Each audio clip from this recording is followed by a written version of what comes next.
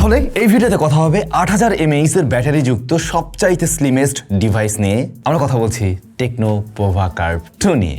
স্মার্টফোনটার ডিজাইনটা দেখুন, একটু ফিউচারিস্টিক একটা ব্যাপার স্যাপার আছে না, বাট এটা সুপার স্লিম একটা ডিভাইস, কিন্তু 8000 mAh এর ব্যাটারি রয়েছে এর মাঝে। শুধু তাই নয়, এটা 5G নাবেলড একটা ডিভাইস, মিডিয়াটেক ডাইমেনসিটি SoC রয়েছে, রিয়ারে 50 মেগাপিক্সেলের মেইন শুটার আছে, এটার ডিসপ্লেটা হচ্ছে 1.5K রেজলিউশনের, যা একটি কার্ভড প্যানেল। তো মোটামুটি একটা গুছানো প্যাকেজ, বাট কিছু জায়গায় বেশ কিছুটা কমতিও আছে, যেটা আপনার না কেনার কারণেও হতে পারে।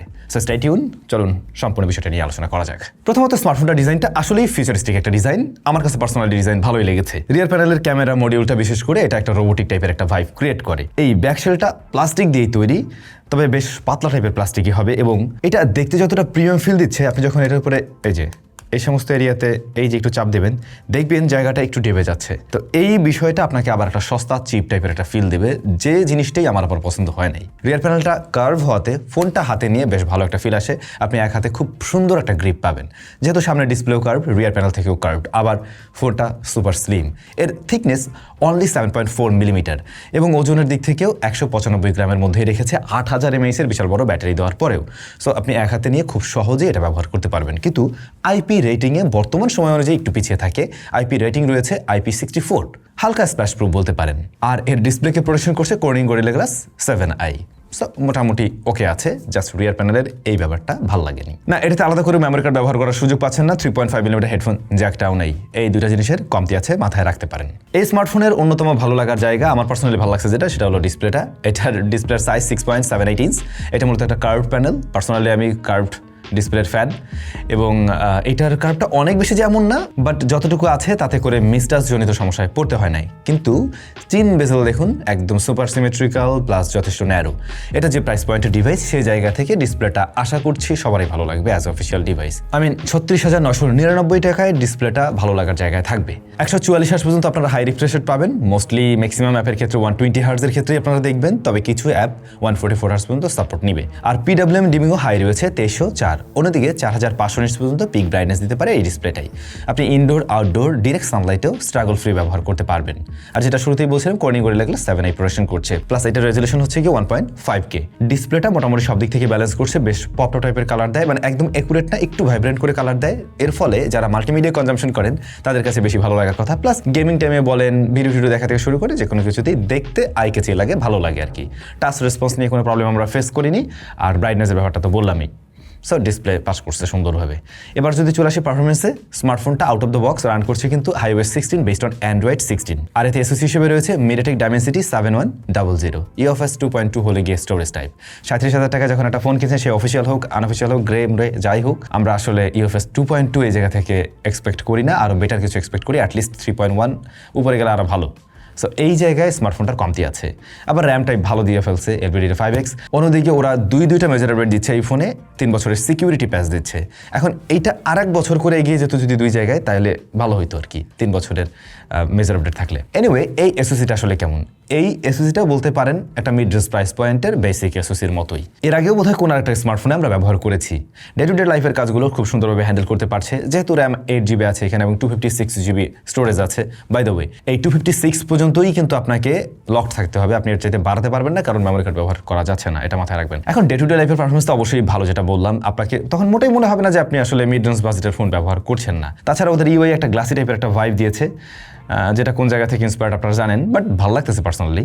কিন্তু আবার একই সাথে বেশ কিছু ব্লোটারও দিয়ে রাখছে, এগুলো ভালো না লাগলে আনস্টল করে নিন, একটু ক্লিন ভাইব পাওয়া যাবে। একই সাথে এটাও বলতে হয়, টেকনোর UI আগের থেকে বেশ কিছুটা ম্যাচিউর, এবং দেখতেও কিন্তু আরও বেটার মনে হচ্ছে তুলনামূলকভাবে। নর্মালি ইউজে ফোনটা খুব একটা হিট জেনারেট করে না। App open close time decent আমি বলবো, যেহেতু দামটাও একদম নেহাত কম নয়। মাল্টিমিডিয়া কনজাম্পশন টাইমে আপনি অ্যাট এ টাইম 5-7টা অ্যাপ্লিকেশন নিয়ে, যদি ভারী অ্যাপ্লিকেশন হয় সেগুলো দিয়ে কাজ চালাতে পারবেন সহজেই। তবে এর থেকে বেশি অ্যাপ হয়ে গেলে, বা যেগুলো হেভি ইন্টারনেট ইউজ করে অ্যাট এ টাইম যদি ওই ধরনের অ্যাপগুলো ব্যবহার করেন, সেক্ষেত্রে হালকা একটু চপি টাইপের ফিল পেতে পারেন। ফোনটার নেটওয়ার্ক রিসিপশন ভালো, যেহেতু 5G এনেবল ডিভাইস, 20টা 5G ব্যান্ড সাপোর্ট নিচ্ছে, সো এটা অবশ্যই একটা ভালো সুবিধা দিতে পারে।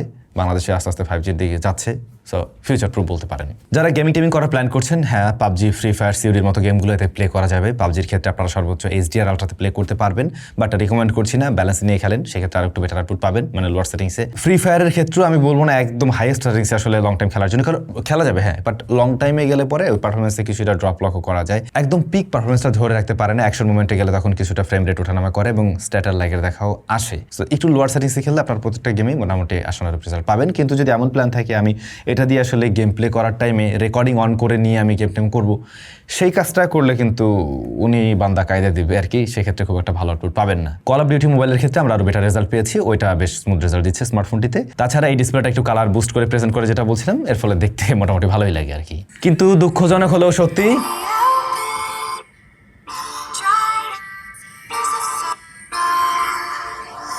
বুঝছেন কিনা জানি না, এটাতে সিঙ্গেল স্পিকার রয়েছে, বটম ফায়ারিং।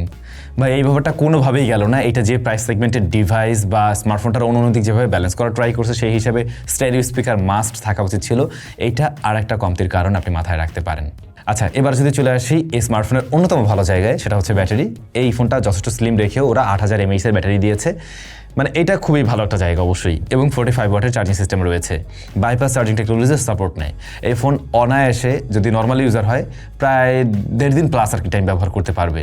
10 ঘন্টার আশেপাশে এসওটি পাওয়া যায়। এটা ইউজার টু ইউজার কিছুটা ভেরি করে, আপনারা নিশ্চয়ই জানেন, বাট ব্যাটারির ব্যাকআপ ভালো, ব্যাটারি অনেক বড় রয়েছে এরকম সুপার স্লিম ফোন হিসাবে। এবার যদি ক্যামেরাতে আসি, রিয়ারে আমরা দুইটা শুটার দেখবো, মূলত মেইনটাই মেইন 50 মেগাপিক্সেলের। এর পরবর্তী শুটার হচ্ছে কি অক্সিলারি সেন্সর। ভাই অক্সিলারি না দিয়ে এখানে অ্যাটলিস্ট 37K তে আমি একটু আশা করবো, এটাই স্বাভাবিক। এরপর ফ্রন্ট ফেসিং ক্যামেরা 13 মেগাপিক্সেলের, সর্বোচ্চ ভিডিও রেকর্ড করা যায় 2K 30 FPS এ। এখন মেইন ক্যামেরার যে রেজাল্ট, সেটা নিয়ে সন্তুষ্ট থাকবেন যদি আপনারা প্রপার লাইটিং কন্ডিশনে ডে লাইটে ছবি তুলেন। ম্যাক্সিমাম ক্লিকেই আউটপুট ভালো আসে নর্মাল ক্যামেরায় আর কি, যেখানে দেখা যায় শার্পনেস, ডিটেল অন পয়েন্টে আছে। আবার ডাইনামিক রেঞ্জে একেবারে সুপার ওয়াইড না, বাট মোটামুটি চলে, মানে এই বাজেটের আপনারা অফিসিয়াল যে ফোনগুলো রয়েছে সেগুলোর সাথে কম্পেয়ার করতে পারবেন ওরকমই। লাইটিং সিনারিও ভালো থাকলে আর বেটার আউটপুট দিতে পারে। একটু জুম করে নিয়েও ছবি ব্যবহার করতে পারেন, প্রায় 2x এর কাছাকাছি জুম করা যায়। কিন্তু লো লাইটে নয়েজ গ্রেন নেয়, that's why or night mode ওটাকে কাট করতে গিয়ে একটু সফট করে ফেলে, একটু কন্ট্রাস্টই হয়, বাট সোশ্যাল মিডিয়ার এই টাইপ একটা ছবি প্রেজেন্ট করে, ভালোই লাগে দেখতে। অন্যদিকে আপনারা পোর্ট্রেট মোডে বেশ কয়েকটা ফোকাল লেন্থে ছবি তুলতে পারবেন, আর সেক্ষেত্রে আপনারা 24, 35, 50 mm ছবি তুলতে পারবেন। আমার কাছে পার্সোনালি 35, 50 mm এর ছবিগুলো বেশি ভালো লেগেছে। ব্যাকগ্রাউন্ড ব্লারনেস সেই ক্ষেত্রে ন্যাচারালি লাগে, এজ ডিটেকশনে মিসম্যাচ করে সামটাইমস, এর বাইরে ওকে আছে, আর একটু সফট, বাট আই থিঙ্ক যে এটা 1x এর তুলনায় অ্যাটলিস্ট বেটার আউটপুট দিচ্ছে। কিন্তু ভাইয়া আলট্রাওয়াইড মিস করছি।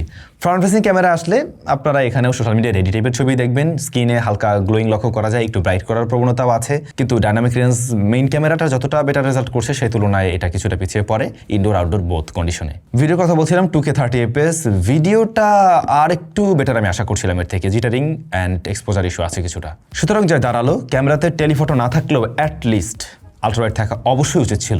যদিও টেকনোর পোভা সিরিজটা আমরা জানি ক্যামেরার মানে সেন্ট্রিক ডিভাইস তৈরি করে না, স্টিল দাম এরকম হয়ে গেলে আমরা তখন ডিমান্ড করবো, এটাই স্বাভাবিক। আচ্ছা, এবারে আরও কয়েকটা ফিচার সম্বন্ধে যদি জেনে নেই, যেমন এটাতে আইআর ব্লাস্টার সেন্সর রয়েছে হচ্ছে গিয়া ওই যে ফ্রিলিঙ্ক 2.0, ওরা ক্লেম করে 1.5 কিলোমিটার পর্যন্ত আপনি রেঞ্জ পাবেন, বাট আমি একবার টেস্ট করে দেখছিলাম, আমি 700 মিটার পর্যন্ত পেয়েছি।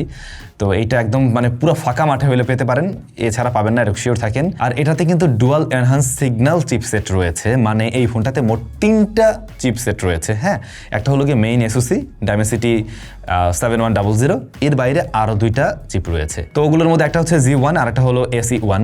একটা হচ্ছে গিয়ে আপনার ওয়াইফাই সিগন্যালকে বুস্ট করে, আর একটা নেটওয়ার্ক রিসিপশন নর্মাল নেটওয়ার্ক ওটাকে বুস্ট করে সিগন্যালটাকে। সো দেখা যায় যে সমস্ত এরিয়াতে নেটওয়ার্ক কানেক্টিভিটি ভালো না, সে জায়গায় এই স্মার্টফোনটা তুলনামূলকভাবে বেটার পারফর্ম করবে। এখন আমরা তো ধরেন ঢাকায় থাকি, আমাদের স্টুডিওর এই আশেপাশের এনভায়রনমেন্ট, এখানে নেটওয়ার্কের কোনো সমস্যা নেই, দ্যাটস ওয়াই এই ব্যাপারটা আমরা একদম ওই লেভেলে টেস্ট করতে পারিনি আর কি। বাট এরকম কিছু থাকলে তো অবশ্যই ভালো, যেহেতু আলাদা ডেডিকেটেড চিপ ব্যবহার করছে, তো আশা করছি বেটার আউটপুট দেবে গ্রাম অঞ্চলে। এখন টেকনো পোভা কার্ভ 2 এই ডিভাইসটার বেশ কয়েকটা জায়গা খুবই ইউনিক আমরা পেয়েছি, বেশ কয়েকটা জায়গাতেই আমরা অনেকটাই কমতি দেখছি, কস্ট কাটিংয়ের শিকার আমরা বলতে পারি। এর মধ্যে যেমনটা ছিল, এই ফোনটার স্টোরেজ টাইপটা আরও একটু উন্নত করা উচিত ছিল।